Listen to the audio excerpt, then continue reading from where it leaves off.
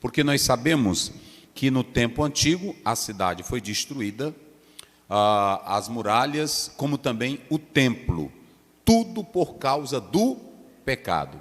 O pecado ultrajante, vergonhoso, o pecado maléfico levou a um ultraje tremendo e ofendeu a santidade de Deus. Tudo que aconteceu com Israel até aquele momento, Deus puniu através de castigos severos, repreensões severas, cativeiro babilônico, vergonha, porque é isso que o pecado traz. Olha, quando a Bíblia diz em Romanos 6, 23, não é isso? O salário do pecado é a morte. Nunca pense que o pecado, ele traz coisas boas. Pecado só traz coisa ruim. A primeira prova que nós temos da desgraça do pecado é a desobediência de Adão e Eva, que vai levar com que este casal seja expulso do Éden e traga consequências gravíssimas. Tudo que há de males, tudo que há de morte, tudo que há de tristeza, de doença, foi ocasionado pelo pecado. O pecado é o responsável por isso. Quando você lê Romanos 5,12, a Bíblia diz que por causa de um homem, a morte passou a reinar em todos. Então, o pecado ele é tão horrível que ele faz com que o homem esteja longe de Deus. Quando nós lemos Romanos 3,23, a Bíblia diz: todos pecaram e separados ficaram como? Da glória de Deus. Isaías capítulo 59, verso 1, diz que as nossas iniquidades, até o verso 2, elas fazem entre nós e o nosso Deus. Então, nunca trilhe o caminho do pecado. As Escrituras, de modo claro, patente, ela mostra que o pecado é destruidor, é horrível e causa muitos males. Uma prova disso, o adultério de Davi com Batseba trouxe as piores desgraças para a sua vida.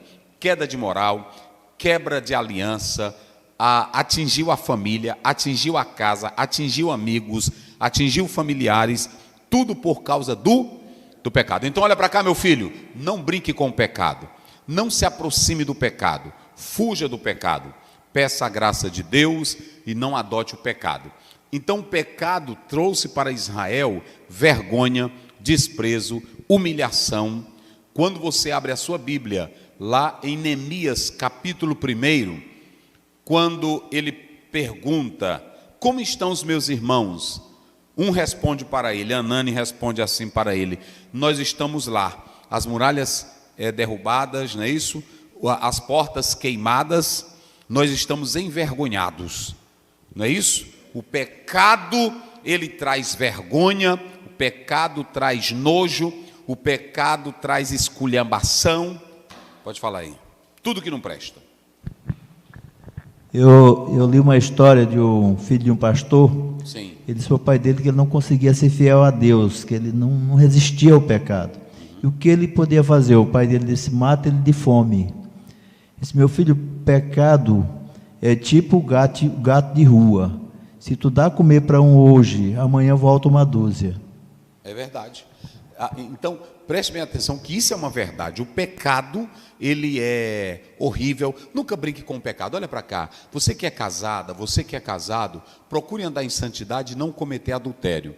Porque uma vez cometido, o Senhor perdoa, mas o estrago é grande.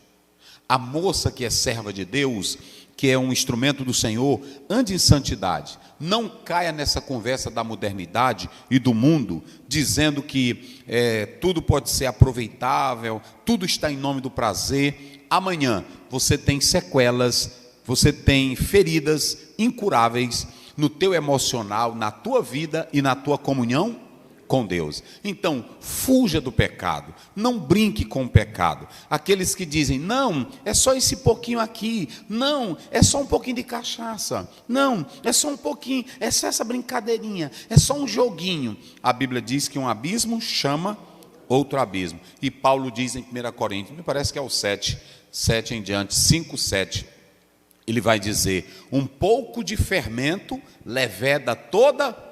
Pegue só um pouquinho de fermento e bota na massa para tu ver, não é isso? Como é que diz aí o texto? 6. Não é boa a vossa jactância. É o 6, né? 5, 6. Não é boa a vossa jactância, o vosso orgulho. Não sabeis que um pouco de fermento faz levedar toda a massa? Então pronto, um pouquinho de pecado, uma brincadeirinha com o pecado já é o suficiente para a tua vida ser destruída. Não é isso? Então Israel brincou com Deus, perdeu a glória, perdeu o templo, perdeu a casa, perdeu o nome, perdeu o prestígio, perdeu posição, perdeu a glória. Quem brinca com o pecado, olha para cá, tem muitos que hoje estão tentando se restaurar, obreiros que caíram, ministérios que fracassaram, homens que envergonharam o evangelho, que estão tentando se levantar hoje, mas é difícil. Perdão de Deus é uma coisa, olhe para cá, Deus perdoa ou não perdoa? Perdão de Deus é uma coisa. Agora, voltar a viver uma glória perante os homens, aí é outra coisa.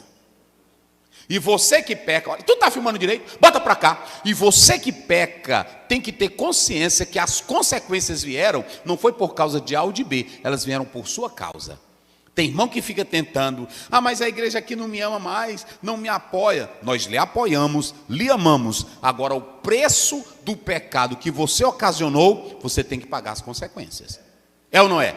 Porque às vezes tem irmão que fica com isso. Olha, ele peca, separa da esposa, a esposa separa dele, então vai ficar a mancha. O Senhor perdoa, mas não tem como não ficar a mancha. Por isso que tem um velhinho, um amigo, que era muito amigo do meu pai, ele disse que é bom pedir perdão, mas é melhor andar fazendo por onde não pedir, porque tudo fica marca. Olha para cá, bota para cá. Homem que trai a esposa, ela pode te perdoar, mas ela vai ficar sempre com essa marca dentro de você. Uma pessoa que mente, uma pessoa que não é sincera, um obreiro que cai, pode até perdoar e Jesus perdoa, sim ou não? Mas você tem que arcar com porque esse é o preço, gente. Israel não obedeceu a Deus, pecou contra Deus, e olha aqui, a destruição do quê? Do templo, da casa de Deus. Deus queimou tudo, Deus acabou com tudo, Israel ficou sem glória, e olha o processo pelo qual Israel passou. Então olha para cá, meu filho, minha filha, não brinque com o pecado, fuja do pecado, não há brincadeira, nunca abra a porta do pecado na tua casa, no teu relacionamento, no teu casamento, nos teus negócios, na tua vida, no teu ministério. Abriu, o estrago está feito. Não é isso? O estrago está feito, e eu estou dando aqui um conselho, para você homem de Deus, para você mulher de Deus, mas também para mim.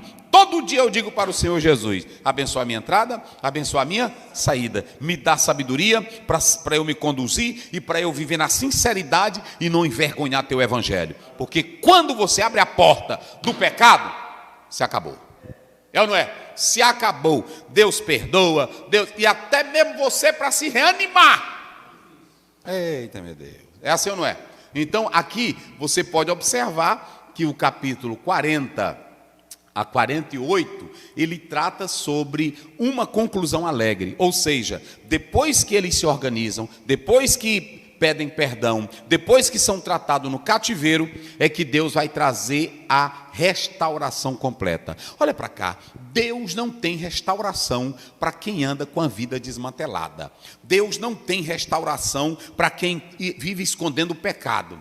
A promessa da restauração é quando você se arrepende, é quando você confessa o seu pecado e deixa, pastor Wagner. Olha para cá, não adianta, tu está filmando direito, Caio? Não adianta você colocar remendo novo em vestes, não adianta colocar vinho novos em odres velhos, não adianta. Tu pode cantar, tu pode tocar, tu pode fazer belezinha, tu pode entrar lá dentro do teu quarto, Jesus me perdoa. Não, e principalmente quem peca publicamente, tem que pedir o perdão de Deus. Senhor, me perdoa. Deus só vai trazer reedificação da cidade, do templo, quando Israel se arrepender.